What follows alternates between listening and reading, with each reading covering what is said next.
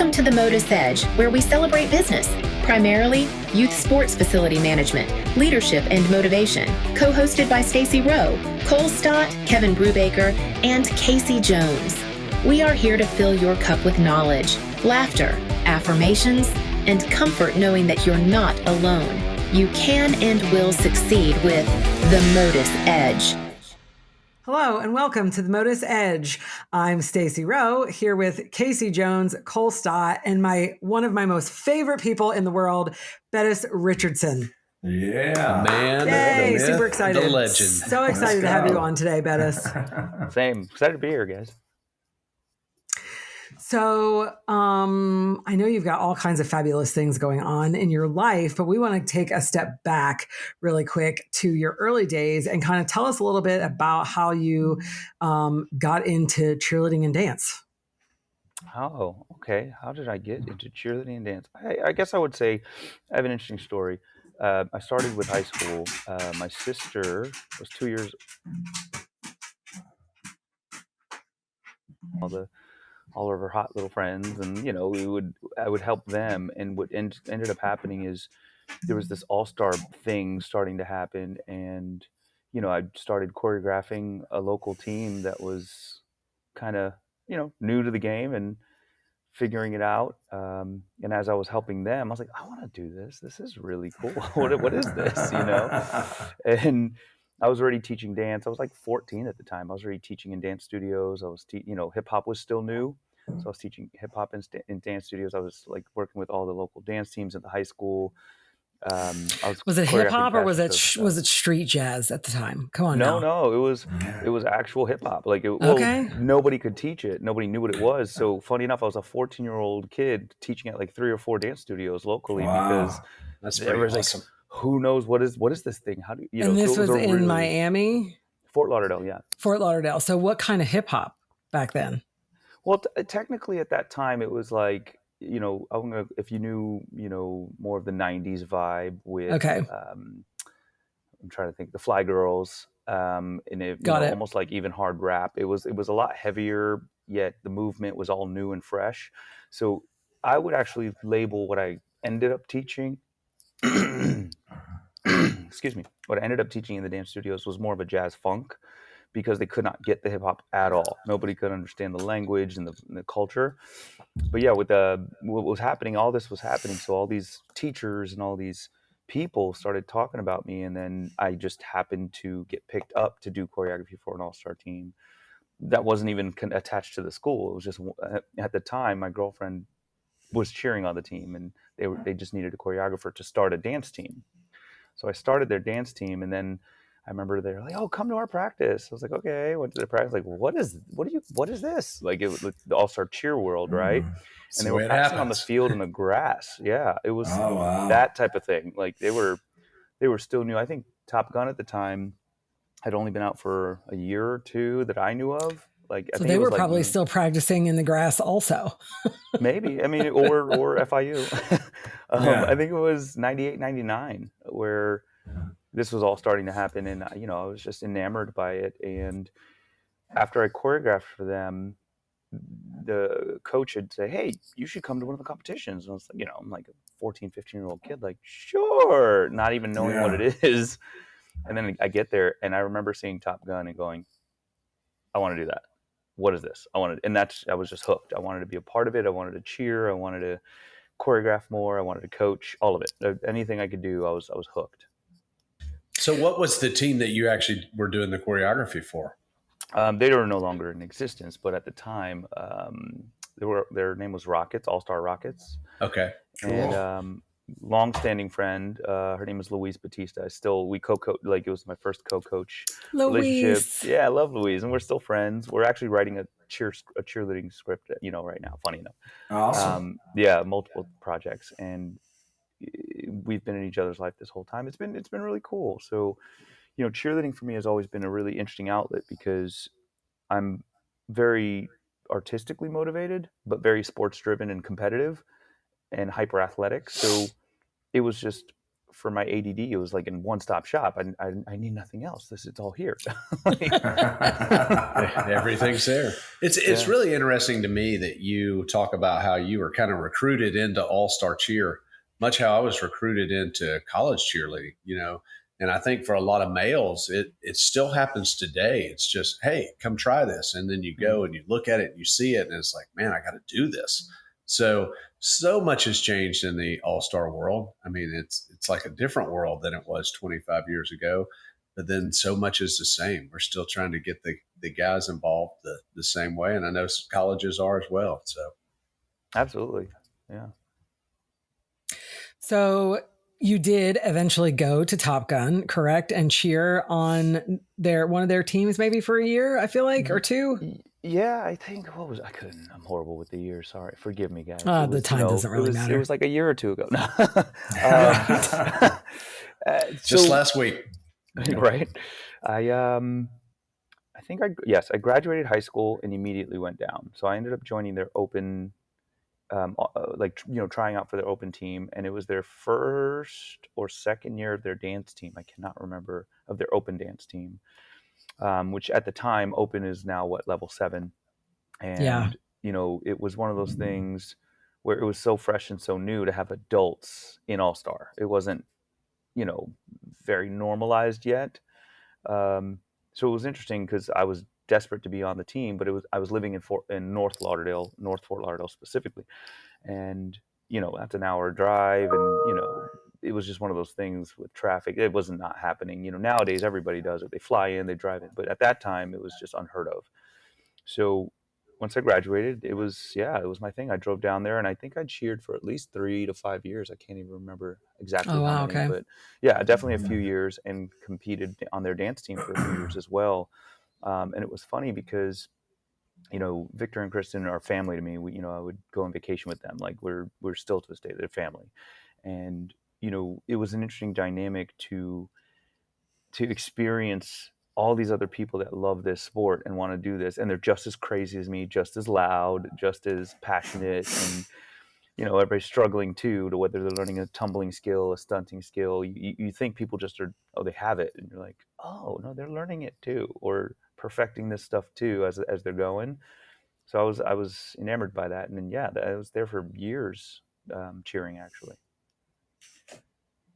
It's amazing now that we've done several of these podcasts, and of course Stacy's writing her book, The Pioneers of All Stars, of the impact that programs like Victor and Kristen and Top Gun have had on the sport. How many people have come out of there and gone on to do some pretty amazing things?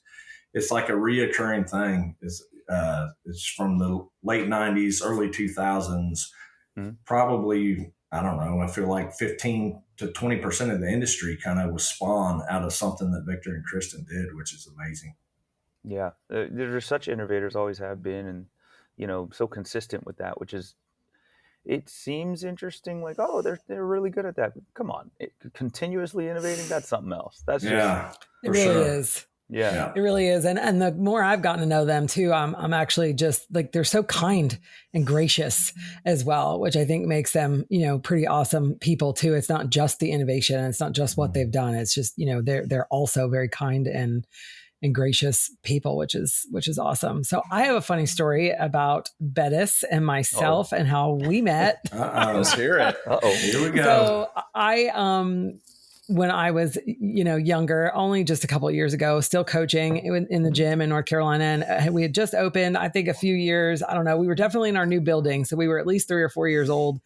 And we didn't typically hire choreographers because I felt like it was just an expense that, we were a small town, North Carolina, trying to keep things as affordable as possible. I'm like, I just don't understand like why we need these people to come in. What difference does it make? So finally broke down. I honestly think it was you, Cole, harping on it at our retreats about like making sure that you have good choreography and whatever. So I was like, all right, I'll bring in a choreographer. We'll dabble. We'll do a couple sections and we'll see how it goes. And then we'll go from there. Well, I don't even remember who I hired, but whoever I hired didn't show up. And that was common back in the day. Yeah. Oh, wow. So very, very common back in the day. Yeah. It was very common back in the day, which is crazy. Like, I feel like that's, it does still happen, but it's very few and far between. But anyway, I don't remember the person's name, but whoever he was didn't come, or he might have given me like a day or two notice. So it wasn't like he just didn't show up the morning of, but Bettis came in his place. Awesome. And that's how I got to know him. So here he comes to little old Clayton, North Carolina, in the cow pastures and the one stoplight. I remember. And he's like, "What? Who are you? And what is this? And what are we doing?" And then I feel like we were fast friends, and we've stayed in touch and been super close ever since. And so it was the greatest. I'm so glad that guy didn't show up that day, whatever your name was. I don't even remember. Wait, the cow pastures of North Carolina aren't culturally similar to like Miami and Fort Lauderdale area? Very different. Oh man, such a culture shock for me. You're like, oh hey, there's nobody here. So what was after Top Gun? Where did you go next? So after Top Gun, I ended up. It was always on my radar to move out to California and be in the music industry, in the film industry. I've always had that dream and that inkling, and I was always a singer, a dancer, and actor. So I knew I was headed out sooner or later. So I kind of, when I knew, I know it sounds interesting, like weird to say, but like I knew like, I'm hitting a ceiling in the cheerleading industry. Like, I don't know what else, there's nowhere else to grow at the time. So, I had my fill of art, of the artistic side. I've had my fill of the sport, I'm like, okay, what's next? So I needed a different type of challenge. And, I was ready at that point. I felt like, oh, it's time to go, conquer LA. And I went from being this big fish in an industry to this real quick. It was a great reality check to be one of the best dancers and tumblers and performers in every room I walked into, to walk into like, an audition and go, I just got cut. What? Yeah. What? Yeah. Wow. Hey, you're still there though. So like that shows your perseverance and your talent too. Thank you. Yeah. That's what do a you thing think that drove you there, made you want to do those things? I think I've always, since I was young, Michael Janet Jackson was like an inspiration for me. Like I loved entertainers, Prince. I loved watching the way they would make music and it would affect people's emotions and they would work the stage. And funny enough, there were so many times I would choreograph a dance to a Michael song, a Prince song, a Janet song. And that meant the world to me because it was this cyclical artistic thing. You're speaking, and re-speaking something into existence. Yet what was cool about cheerleading for me was you could like sweat and push and work while doing it. So for me, it was just a cool hybrid of, being able to connect music and how music affects people and helps people through life, whether you want to dance and sweat, whether you want to, I don't know, just party, whether you're crying and you just lost a loved one and you're losing yourself and you need something to get through it. Like music's always there for you. So for me, that was one of the most important callings in life, was to, give energy to music in every way I could. And, especially at the beginning of All-Star Cheer, that was such a big deal. Music was so powerful because you were using these superstars' songs, mixing them however you wanted to, and being able to do whatever you wanted with it. Man, we talk about that all the time.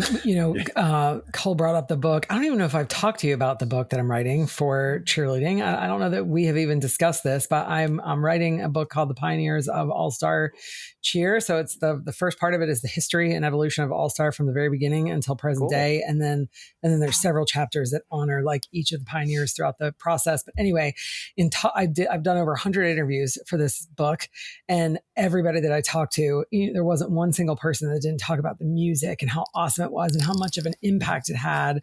And, now obviously all of that's changed. I feel like half the time judges have, what do you call them? Earplugs in, because it's so loud and they don't even want to hear it. It's just not enjoyable. It's debatable if we can even call it music anymore. And it's not a dig at anybody. It's one of those things where, you asked, the question was, what moved you out there? Music was the number one. And then of course movies and art and dance and things like that, like it's all intertwined, it's all connected to music, but music is what. And funny enough, if I had to be real honest about what captured me into All-Star Cheer, it was the way they were using music. Because high school cheer did nothing for me. Even college, I wanted to go stunt, but it wasn't enough music. At least for me, it wasn't connected to enough music. Where All-Star Cheer was the best of every world, where you're just like, you can Mhm. what? You can use that and dance to this while throwing a finger to that and tumble to that. Are you kidding? Yeah. I think the creativity of the music is what drove the creativity of the early routines, and that's become a challenge today as the music has changed. And once again, these producers do a tremendous job because they're trying to create something from scratch because they can't use the pop music right off the radio like we did back in the day. But it has changed the game a little bit. And for us old guys, sometimes we miss that. We miss being able to sing along with what it is. I mean, the kids still sing along because they learn the team's music, but I miss being able it's to not actually, Michael Jackson, so it's not Janet Jackson. It's not the things that you talked about that we all remember. I miss being able to actually hear the song and hear what they're saying, because now it's all just bells and bing and bam, bam, bam all the way through. And we're at a lot of cheer events, still. And I always compare, cheer and dance is I would so much rather go watch a dance event just because of the music, because it's, it's connected to it. There's a performance going on. Where in cheer, like Stacy just said, most of the time I'm just like, oh my Lord. And I always think these people that are spending all this money on their music, which I know it's important to the kids, but the judges, they can't even hear it and they're not even listening to the music. So it doesn't change their score at all. Where in dance, it does change your score, I feel. Yeah, and it should. Unfortunately, it should indicate and should, because I mean, they're technically performing. It's like a movie, or if you're watching a movie and it's synced to certain sounds, there's a reason.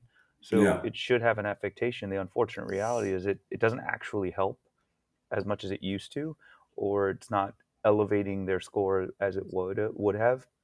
And for me, that's the power of music. It lets grandma and grandpa and great great grandma and grandpa connect with the youngest of the generations. Like everyone can kind of connect, because you all remember being, when you're like 3, 5, 8 years old, looking at your grandparents like dancing, like you love that song immediately, and then for the rest of your life that song reminds you of that and that moment, and or them partying at the holidays, whatever it is.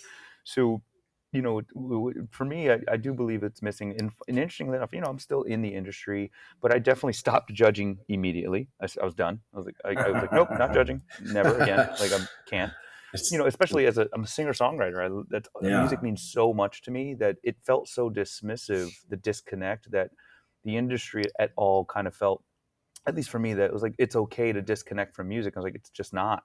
It's not for me. So I felt very disconnected from the industry immediately, because everything that was attracting to me to it fully. So again, I'm still in it. I actually still choreograph and still help. I have to throw this out there because it's a funny story. I stopped choreographing for over almost 10 years. Like, I would just randomly, if someone called me, sure, but. And what happened is, out of thin air, Top Gun Corey from Top Gun called me, asked me for some help for their magic routine for Glock, and they came and ended up, like, within a year or two, globing two globes. So I felt like, ooh, I got the bug again. Like, this is fun. I'm back. So yeah, I came back in and started choreographing again.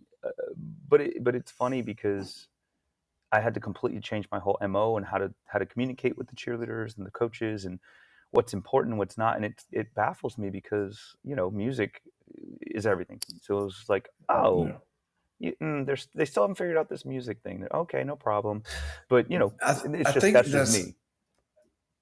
That's such an interesting point that you make. And I think that it is, I mean, you're exactly right, because people could make that connection. Those are one things we talk about on the event side. We're event producers now, and we're doing that piece. So that's a little bit different world for me to be in. But, back in the day, people would hang out at the competition all day. And I wonder if the music, like, does that have an effect on it? I think so. Because the reality is the lowest level team at the event 20 years ago still had music that you were going to recognize, that you could sing along, that you could do that. And the reality now is, unfortunately, this is probably a negative piece of it. The only music that's really being listened to is from some of the top teams, because it's not pop music, not right off the radio. Yeah, and it's still not really great music. It's because it's the top team. So let's listen to what their cheer rap is, basically. So I don't even know why. And I should know, but I don't, is why can dance use real music and cheer cannot?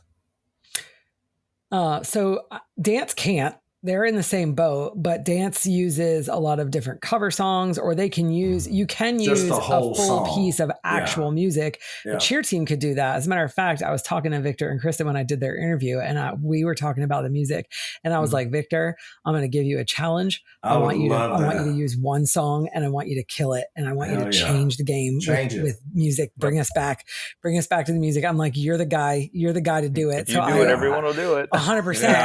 And he'll figure it out. I know he will. I could see his wheels turning. Yeah. So, I know for me, like when it happened, it was 2015. It was the 2016 season, which I know 100% because 2015 was the year that my dance team won Worlds. Thank you, Bettis, so much for your help. We'll talk about that in a minute. But, and that was the last year that you could use music. And then the next year we went back and we tried it took 2 years. I feel actually, no, it was just that 1 year. I feel like we tried to do a similar type of mix for our dance team with the new music roles, and it was awful. They ended up getting 10th. They went from 1st to 10th, and it was 100% in my opinion, because we were struggling with the music thing. So then the 2 years after that I coached, I did a full song, and that was it, which is also difficult because it's difficult to choreograph to a full song and pull in, the energy the whole time and keep the crowd going. But, the dancers choose to use the cover songs. I feel like the cheerleaders, Cole, over time morphed into these like cheer raps and, and their little, I'll wear my crown and stuff it in your face and whatever else they say. Like, there's my a lot trophies. Of going after each other in the cheer and that's what it became. Days. And that's it. Like, that's just kind of the trend that it became, and they don't really use any music at all anymore. Yeah. Well, it's hard. Like I said, putting myself in I'm not a music producer. Shockingly, I'm not that artistic, but these guys, they got a tough role. They got literally they went from, hey, you can use this song that's already been created to you can't use that. And now you've got to go create something out of thin air. So it is artist and writing and all the things and putting that all together. So it's extremely difficult. It's become a lot more costly. We were talking about that the other day.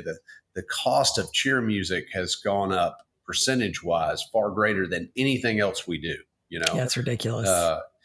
A uniform is doubled in price, but double is nothing compared to what music has done. Yeah, but, music is over 10 times. Yeah. Yeah. The sad part about it too, I feel like, is it all, of course, comes down to money, right? And you don't have the rights to use this song, and I'm not making any money. Like, somebody's making money to mix my song, and I'm not making any money on that. So that's ultimately why the switch happened. And it's a shame because for a lot of people out there, I feel like you'd go to an event and that song, a particular song would be in 150 routines, and it probably, because of that, probably sold 2,000 copies like the weekend after the event. I mean, so we were actually promoting the songs, I feel like, essentially, and kind of, helping. Well, I'll throw something out there for you guys, which is interesting. I think it was 2007 or 2008. I can't remember which year, but anyway, so Victor had used, at least for 2 or 3 different years, music I had created. This is while we could still use original music. I was writing songs and recording, and I haven't even released these songs yet, but we were so close. I'd play it for him. He's like, "Oh, do you mind if I put that in my routine?" I was like, "Are you kidding? Go ahead." And I could literally pull something up online and play it, and then play the song. People are like, "Oh my God, I know that song!" And people are singing my song, don't even know it because I never released it.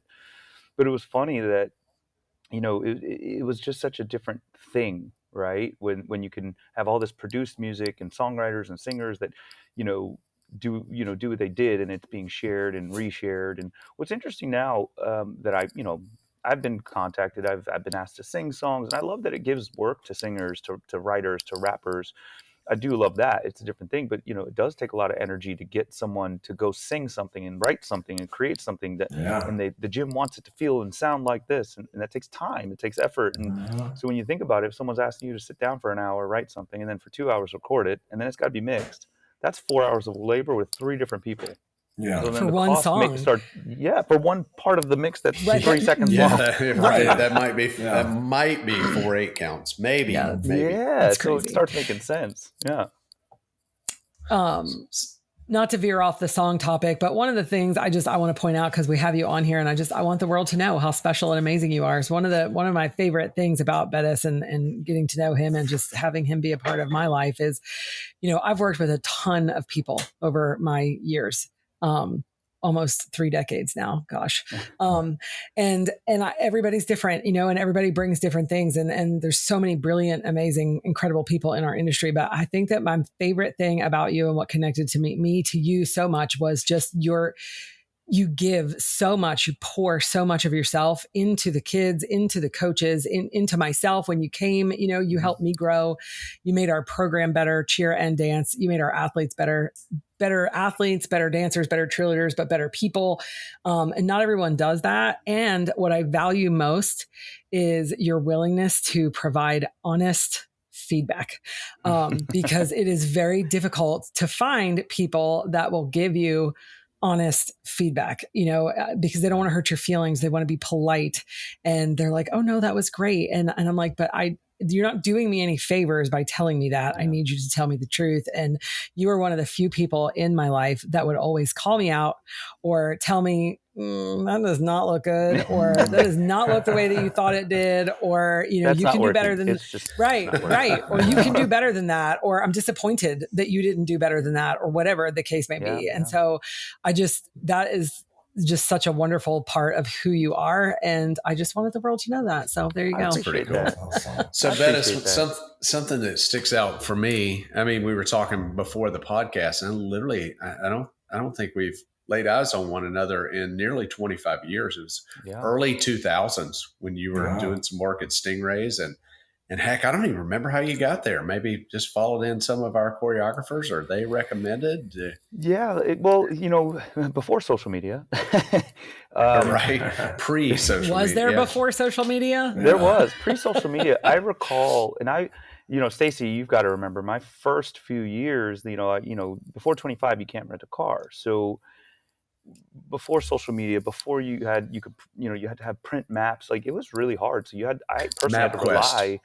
Yeah, I had to rely on the coaches and the owners picking me up from the airport and driving me everywhere. And what's interesting with the whole process is I would get calls back in the day all the time. My name is so and so, and I'm from Milwaukee, and I heard about you. And I'm like, I don't know who you are. Like, it was. I would get 5 of those a day.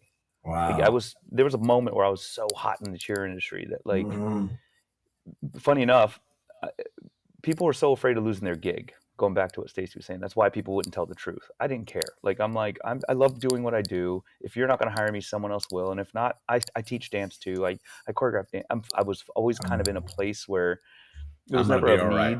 Yeah, I'm good. I just love doing it. What do you want here? And what I saw the trend that started happening, again, pre-social media, there was a lot of choreographers not showing up or issues with choreographers, dark side of things, sure. And what ended up happening was I was the guy that was reliable and talented enough to get the job done. And the weirdest thing was I had to, I was definitely put in positions where, being 19, 20 and flying all over the country and you didn't know about packing extra food and snacks if you're hungry and you're going to end up in the sticks and you're like, oh, there's no food. I didn't know where to go. Like, I didn't know that. I didn't know the sun goes down. Yeah. I was like, what do you mean? Where's everyone? So it was a cool learning opportunity and curve, because that's kind of how I would get my work. Was people would just cold call. And I did have 1 or 2 really horrible experiences early on where I learned really quickly that I would pick up the phone. Hey, okay, yeah, sure, I'm interested. Who'd you get my number from? And if they couldn't tell me someone I loved or trusted, I turned down 8 out of 10 jobs, and I was still working 7 days a week. Yeah. Wow. Man, I like I said, we didn't keep up over the years, and this is the first time I've seen you in a while, but I instantly went back to that time, and like, you were different. That was the thing. You stood out in the early days of All Star because you were young, but you were professional and you were so talented. And I remember having a couple discussions with you. I don't know how in depth they were, but you had a goal and you were focused to make it out west and to, continue your craft. And that's the thing that sometimes people didn't didn't follow up on their goals. But man, like I said, you were just different. There's so many talented people in cheerleading and in All-Star, but you were next level. You could do it all. I agree. And it's so awesome to have a former All-Star on our show, on the podcast, and just talk about all the things that, you've done and kind of where you got to be. I'm excited to talk more about what you're doing now. We'd love to have more All-Star guests on our show.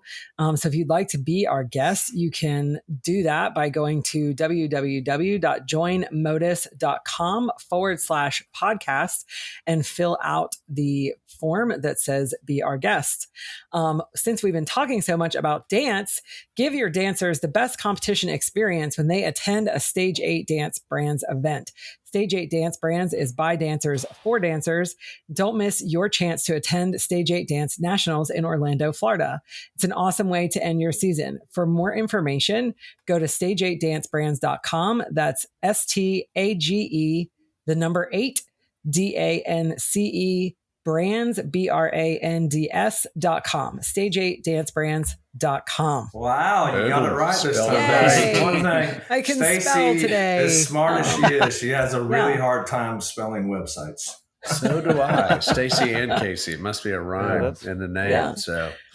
So Bettis, here on the podcast, usually we have Kevin or Casey tell a dad joke because they are full of them and are constantly telling Cole and I corny jokes that we don't laugh at. So we kind of made a thing on the podcast. So it's becoming so much of a thing now. People are sending them to us. So Bettis, if you ever run across a great dad joke, make sure you send it our way. So anyway, you ready for today's? I'm ready. Let's do it. All right. Which bear is the most condescending? I don't know. Smokey the Bear. Nope. Did you say Smokey the Bear? Yeah. A panda. Oh, That's good. That's a dad joke. It's a I dad love joke. it. My brain was trying so hard. I was like, polar? Because polar opposites? I was like, panda. There it is. There you go. Oh, dear. Oh, the dad me. jokes. Are we always going to do the dad jokes? I don't know. Look, maybe we should take a poll from our listeners. Thumbs up for the dad jokes. Yeah. Or thumb down for what's wrong with the mom jokes? I mean, there are entire TikTok segments. Now that we talk about it, my phone hears it and listens to me. I'll get on TikTok and all these dad jokes pop up. So I love them. I personally, I think they're really funny. A couple of weeks ago, I can't remember which one it was, but I truly laughed for like 10, 15 seconds over it. It's like that one. I like the apple juice one. Yeah, that one was great. I can't remember the question. It's something about what do you use to charge your iPhone? Apple juice. Yeah. So good. That's a good one. Bettis, you mentioned earlier being inspired so much as a young kid by Michael and Janet Jackson and Prince, and you are essentially Prince today and have been for several years now. You're doing a Prince. What do I even call it? I don't know, but it's amazing. You sound like him. You look like him. I love following all of your success and all the amazing things that you're doing. So I can't wait to hear all about it. Thank you. As a singer, as a hired gun, you get hired sometimes for a corporate event or, a movie or whatever. And I got hired for this corporate event. And the idea was they just wanted to kind of do this icons thing. And, they were bringing up someone that kind of could dance and look like Paula and sing like Paula and, someone like Michael. They asked me if I would do Prince, and I was like, yeah, I sing his stuff all the time. I love it. Sure. They're like, would you dress up like him? Do you have an outfit? I was like, no. Why would I have that? Sure, I have one of those in my closet. No It's hanging in my closet. I'll go grab it. Yeah, who has that? Like the heels and all. I was like, no. So they're like, all right, no problem. We'll custom make one. Pants. Yeah, and they spent thousands of dollars to custom make this outfit for me. And when I say I performed and the crowd went ballistic, like nuts, it was an obvious thing that like, all right, there's something here, right? Yeah. So, I've always loved his music, and, it was one of those things where I was like, yeah, like people, would you do something with this? Sure. So he's a very private artist, and it was a very intense like thing. So I had to take some time, and I took a whole year of rehearsing, whole year. I was like, Wow. no, if you're gonna do Prince, you gotta do it right. You gotta have real music, live music, because people are like, oh, just do it with tracks, and no, it has to be real musicians. And yeah, it was fun. We created a tribute band, and it's called Prince Again, and just celebrating the purple one again. And I get to scream my face off in heels and wigs, and just live my life, like bringing that music back and sharing it with, obviously the nostalgia with anybody that knows him. But there's a lot of times there's like 20-year-olds that will be at fairs or festivals, and these 8-year-olds, 9-year-olds, and they've never heard Prince music, and they like lose their mind, So it's really cool. It's a really fun experience to be able to kind of, again, about the music, share that opportunity, and they get to see their grandmas dancing and going nuts, or their parents dancing. And so where can I find this, Bettis? I want to see it. Well, technically, if you go to princeagain.com, you'll find our like tour schedule. We're always touring. We're international now. We've been doing it for about 4 years, and we've become international. And we're obviously based out of LA and California, and we travel quite often, and we're still growing. So we do our best to, hit everywhere we can. And it'll keep our tour dates on there and what we're doing, what we're up to. And then on Instagram, it's Tribute to Prince, Tribute to Prince. So it's an easy place to vibe and check us out. And it's fun. It's very challenging. I will say that it's quite challenging to hit the high notes and the low. That man can hit low notes, high notes, dances what off, and in heels, and we could play the guitar and like 27 instruments, which that I don't do.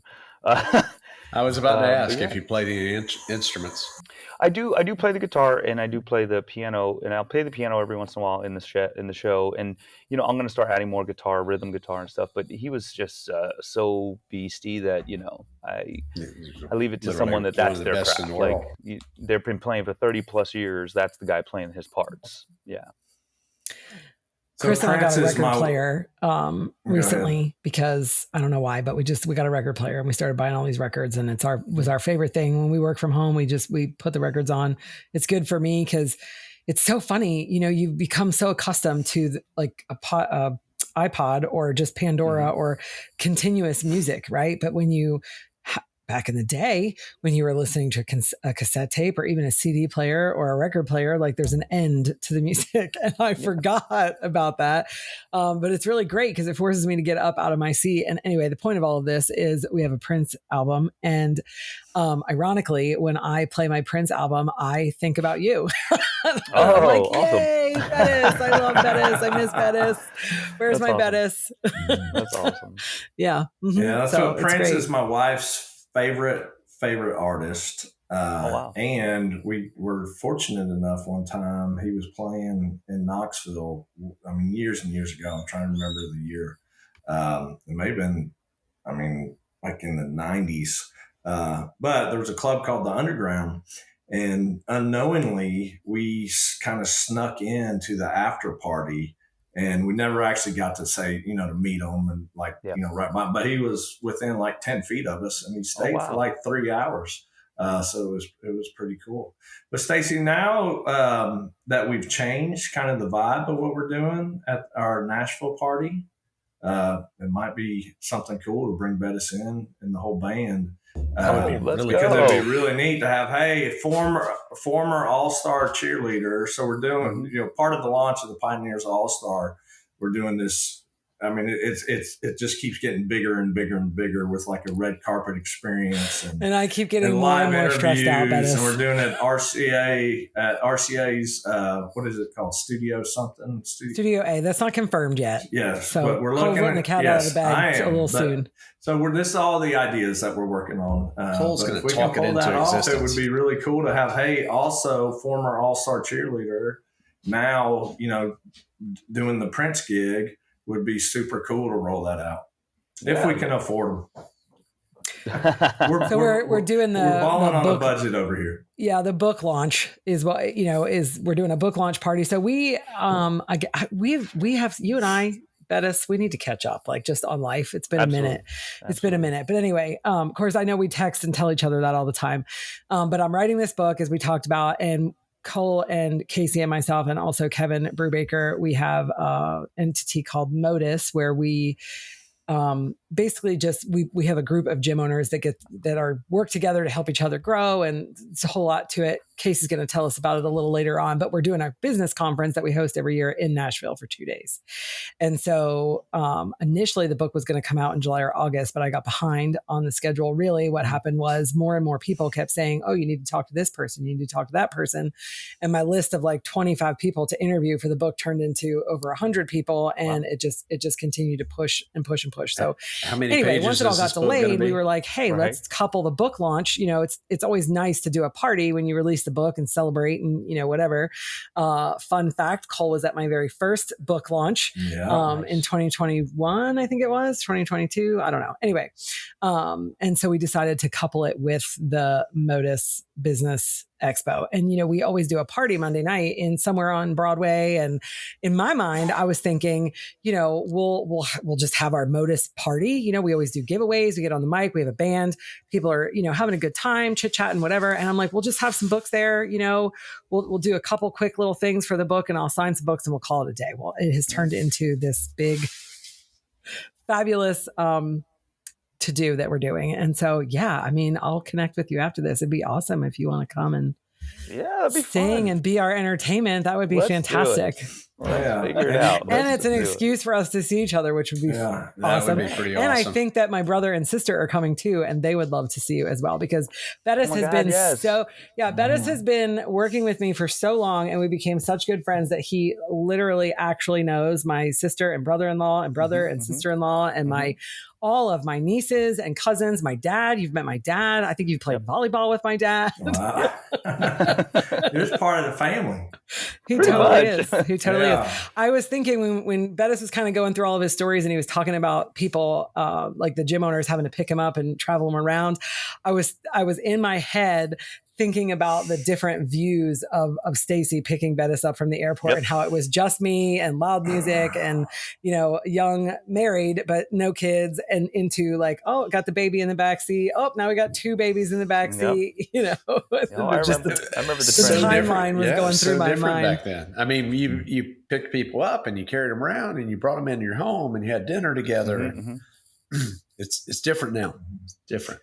So, Bettis, obviously, there's probably thousands of all-star cheerleaders that want to be you, that want to figure out the path to get to where you're at right now. What advice would you give them to chase their dreams? I guess the simple answer would be never stop growing, never stop training, and never stop trying, you know. And I like the idea of failure. I think as a society, in America, we abhor and everybody wants to win. I don't think you learn from winning. You learn nothing from winning. You learn everything from failing. When you get second, it's so bittersweet because you're so close. So it makes you want to work harder, or it makes you want to give up. And those are the moments where, you know, I think if the mindset could shift to, instead of winning or losing, but just set a goal, achieve the goal, move on, you know. And if the goal is to be in a movie, well, what does it take to be in a movie? Do you need to be able to read? You need to be able to understand your lines. And if you're being an actor, if you want to be behind the camera and direct people, you have to know how to communicate with people. So study communication, like study psychology. I know it seems daunting at times for people, but I think it's actually really simple. It's like, what's the thing you want to do? Learn the things all around it, and anything that might feed that path. You know, everybody thinks the road to success is a straight arrow. You know, it's like, oh, this way. No, it's a squiggly line and this, and jump off this, and it's all over. It sounds like you knew what you wanted to do at a very young age. I did not have that. I sometimes envy people that are, you know, you talk about you were 14 and you were headed this direction, and that's where you wanted to wind up. And man, at 14, I had no idea. Heck, at 25, I had no idea. So that's a pretty cool story. Yeah, I'm the opposite. 3 years old, I told my grandmother, I'm going to buy you a Lamborghini and a mink, and I'm going to take you clubbing when I'm old enough to club and dance, because I knew how much she loved to dance. And I Yeah. said, I was like, I'm not having kids until after 40. They're like, really? I was 3 years old saying that. And I was like, I would point at Michael Jackson, I'm doing that. I'm going to do that because I like how they make people feel. And they were like, That's my whole awesome. family's like, that's not possible. I'm like, okay, I'll figure it out. That's so cool and so inspiring. Like I said, that's not me at all. It's so different, but I love people that have that in them, of like that they knew. I mean, I've got a son that's that way. It's like at 3 years old, he wanted to paint his room in airplanes because he loved airplanes, and now he's 20 and he's in flight school, so he's kind of had that path, But it's just so different because I don't know what I want to do tomorrow. So, Stacy, Stace, we lost you. We can't hear you. I'm sorry, I was on mute. I think, Bettis, it's important to note, because I know you, but I think it's important to share this. It hasn't always been an easy journey either, and you've stuck with it. I know personally that you've had times that were down and dark and difficult, and and you stuck through it. And I think that's oftentimes why people don't achieve their goals, because they get through those they get to those hard times and they think that it's, they're going to fail, but you got to suffer through the hard times to get to the next great part in your journey. And I feel like you've really done that. And I could be wrong, and maybe I'm taking a little liberty here in saying this. You can correct me if I'm wrong, but I think having a lot of support from your All-Star community, and the people that you met along the way in All-Star kind of helped you maybe through some of those times. Absolutely. I would say you were definitely one of those people. I confided some information to Stacy over a decade ago about things that were going on in the entertainment industry. But it's all, at one point it was actually going on in the All-Star industry. It goes on in the gymnastics industry. It goes on in the, it goes on in every industry. Everywhere. It's everywhere. Yeah, evil is everywhere. Yeah, evil is everywhere. But, when you come face to face with it, or when you're tempted face to face, or told things and offered things, and you're given the opportunity to get everything you want, just give up all your morals right now. It's a really interesting position to be in. And for me, it kind of cracked me deeply for a little bit, and it slowed me down. But I knew in my soul, I was like, that doesn't mean I'm going to stop or give up, but that's not the way. That's not what I want. That's not how I want to affect people. The fame and the fortune has never been something I seek. It's art. It's the struggle of sport. It's the sweat. It's the release of negative energy, right? So, I'm a fan of, to this day, if, I literally just did a private lesson for free on a phone call last week, maybe a week ago too, out of nowhere, to help a kid, a teenager, get through a tumbling mental block. Just because I know the value of being able to sweat and work through problems versus, if the problem's too big and it overwhelms you and shuts you down and stops you, and if you get into that habit as a child or as a young adult of like, well, it's a little too hard, so I'm going to stop. It's not the way the world works. It's not that easy, Yeah. You can't just stop because it's not easy.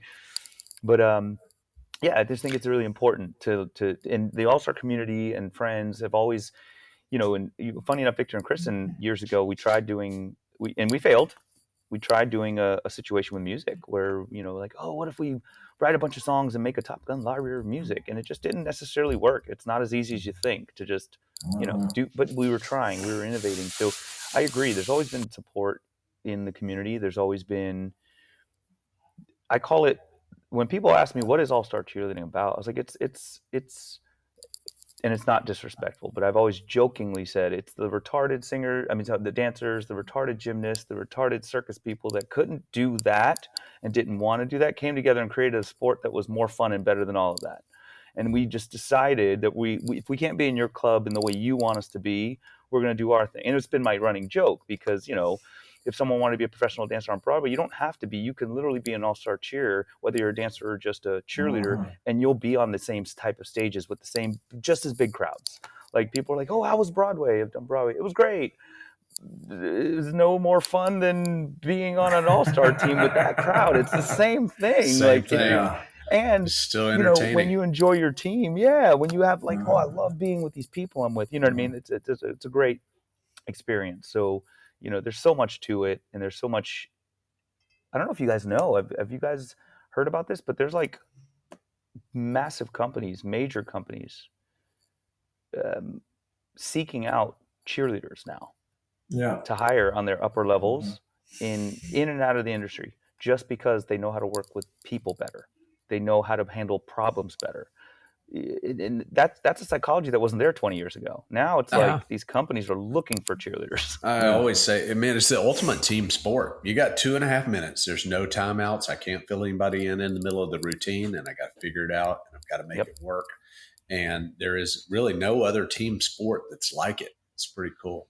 So, and I think you have to acknowledge and respect the aspects that everyone brings to the table too. It's not a team of it's not a team of people doing the same thing. There are multiple jobs, multiple things that people have to do, and you have to learn at a very young age to respect and appreciate that, and know that you can't do your job without this person doing their job.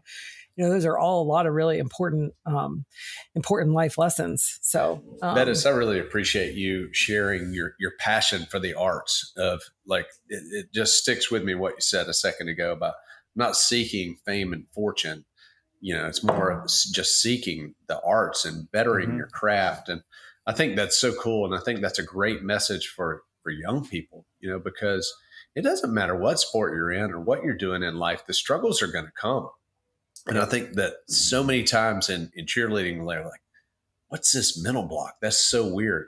It's really not. Like, every kid that plays baseball goes through a fear of the baseball. Like, I hadn't met one yet. Like, they get scared of the ball at some point. Yeah. And then it turns into, well, how much do you love baseball? Well, if you don't really love baseball, man, I'm scared of the ball, so I might just quit. But if you're super passionate about it, you're going to work to overcome that. And heck, even if you can't overcome it, then you can still be around the game, whether that's coaching or showing up and working the scoreboard. It just depends on how much you love it and how passionate you are. And it's really awesome and inspiring to see your love and passion for the arts, really. So pretty cool thing. Thanks. You said. Yeah, I mean, it's beautiful. I think finding the right people to be part of your community is important too, Casey, which leads me into your next part of our podcast here. Yeah, we'll talk a little bit about MotUS. So MotUS is a community of gym owners working together to help each other grow. As a member of MotUS, you get access to our Gym Owners Vault, which includes templates for every aspect of your business. We continue to add new resources constantly. In addition, you're added to our private VIP Owners Facebook group, as well as the opportunity to join monthly webinars geared towards gym owners.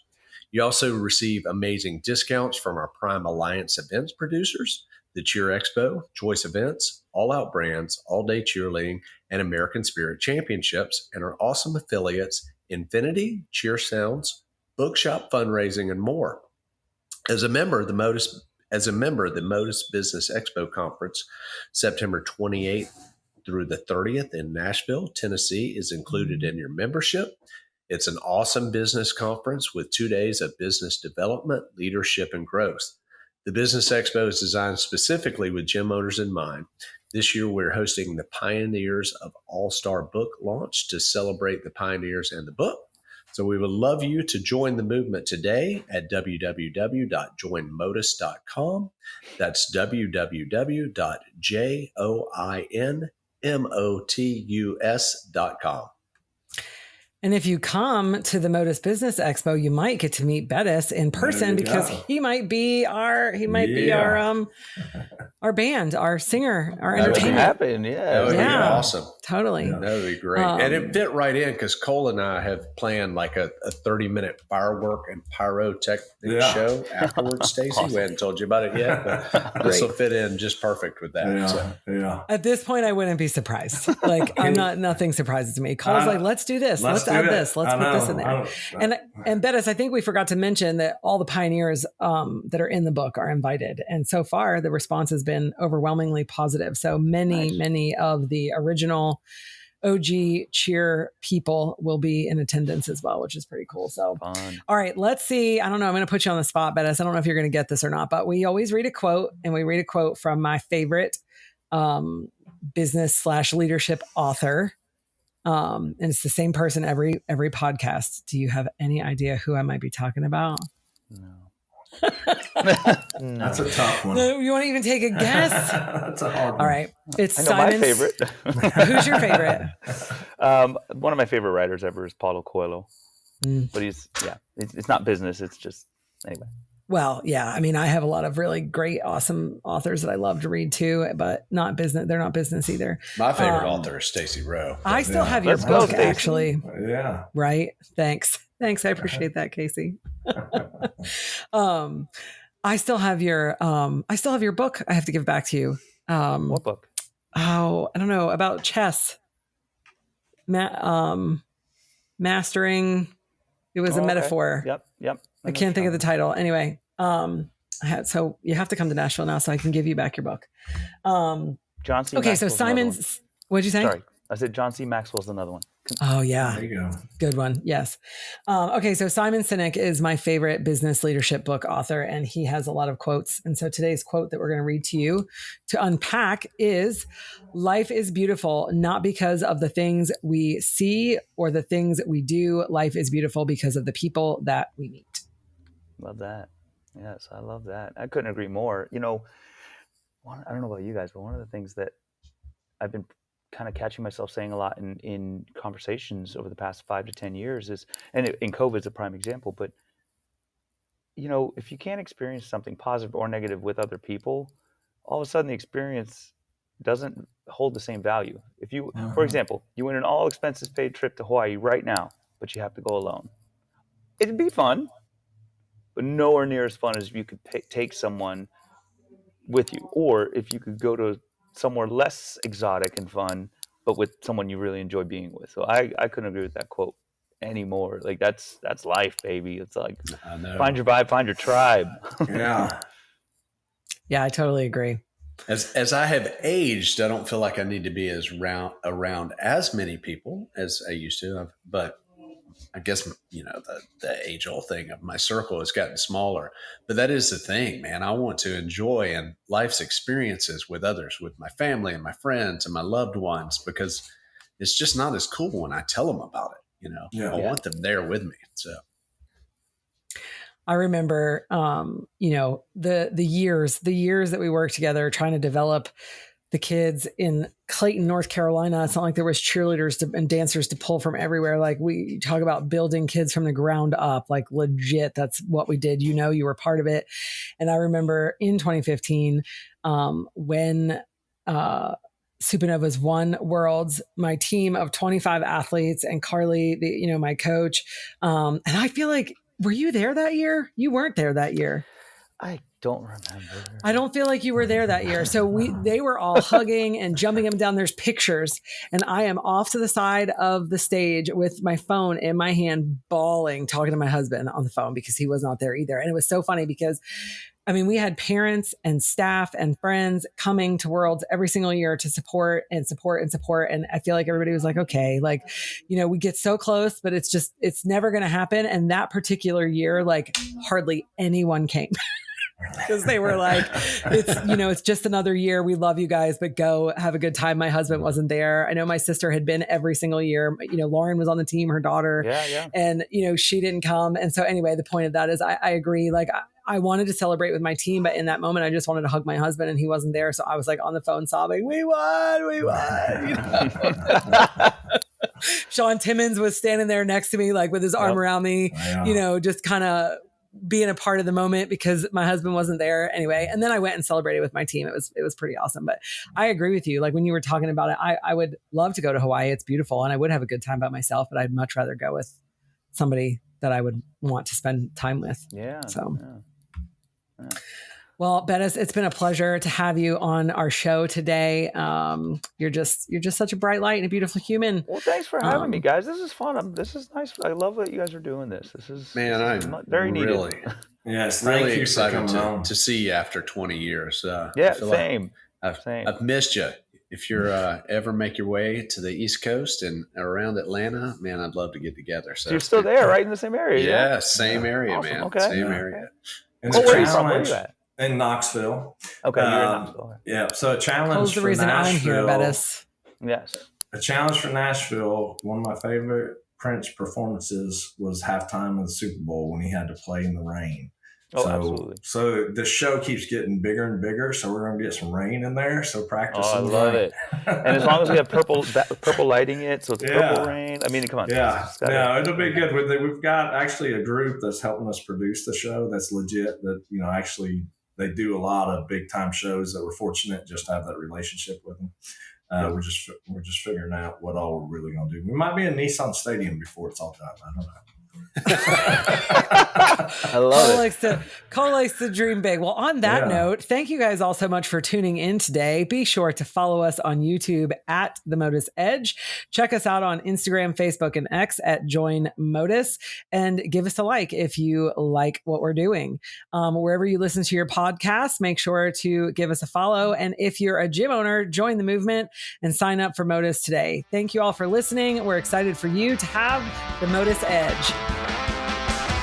Thank you for listening to the MotUS Edge. We hope you had a blast.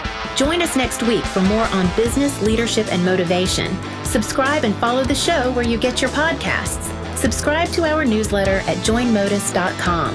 The MotUS Edge podcast is produced by ClantonCreative.com.